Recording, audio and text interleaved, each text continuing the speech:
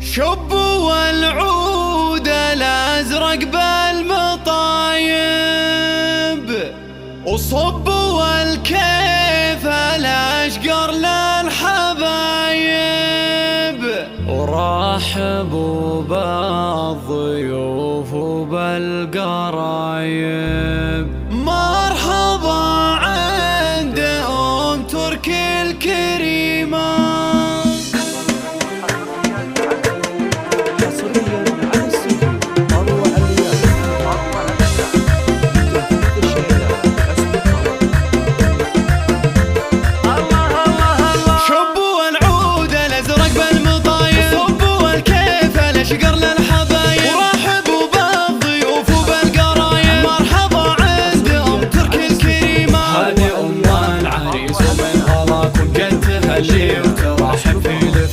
ألف مرحب وحي الله خطاكم، زدتوا بقدومكم شاركهم تركي في سعدها، ولأجلها بارك فرحة ولدها، فرحة الليلة وفت في وعدها، ربي يسعدها والفرح يديمها. تركي يا طلت بهيبة كأنها بانحة في المهرة عريبة، زينها غير وطلتها رهيبة، والجمال الطبيعي فيها الله. شيخة الغيد بنت العز كله، قدرها غالي وعلي محله، صيتها بالكرم ما حد يمله، بنت الاجواد والروس العظيمة. والف مبروك يا تركي بزواجك، والله يديم فرحك وابتهاجك، حي طريق مع فلة حجاجك، جعل الافراح في دنياك غيمة. عشت يا تركي يا رمز الرجولة، يلي قدرك رفيع ومن يطوله، من بني خالد المجد واصوله، هم هل العز تالية وقديمة. شبوا العود الازرق بالمطايب، صبوا الكيف الاشقر للحبايب، ورحبوا بالضيوف وبالقرايب. مرحبا عند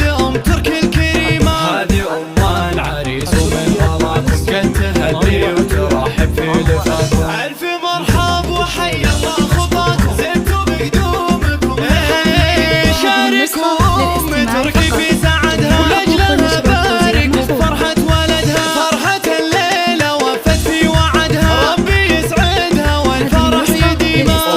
تركي يا طلت بهيبة كأنها بانحة في المهرة عريبة، زينها غير وطلتها رهيبة، والجمال الطبيعي فيها الله. شيخة الغيد بنت العز كله، قدرها غالي وعلي محله، صيتها بالكرم ما حد يمله، بنت الاجواد والروس العظيمة. والف مبروك يا تركي بزواجك، والله يديم فرحك وابتهاجك، حي طريق مع فلة حجاجك، جعل الافراح في دنياك غيمة. عشت يا تركي يا رمز الرجولة، يلي قدرك رفيع ومن يطوله، من بني خالد المجد واصوله، هم هل العز تالية وقديمة.